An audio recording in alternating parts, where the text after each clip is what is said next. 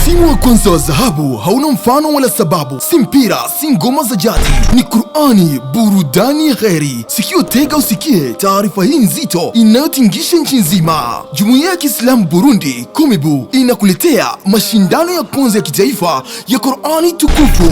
Msimu wa kwanza.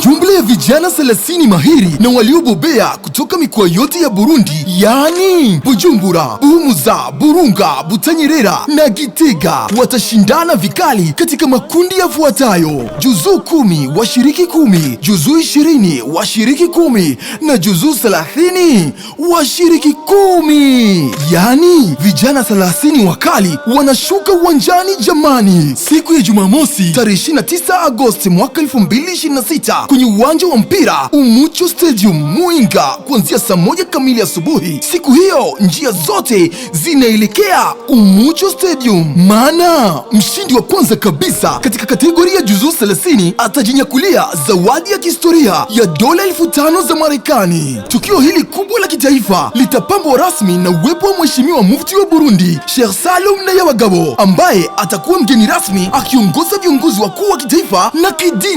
Wanaopenda nuru wote wanakutana sehemu moja. Weka alama kwenye kalenda yako kwa wino mzito. Usipange kukosa tukio hili kubwa la kwanza la kihistoria nchini Burundi. Mwambie ndugu, rafiki na jirani, hii si ya kukosa. Qur'ani, nuru ya umoja, amani na maadili mema.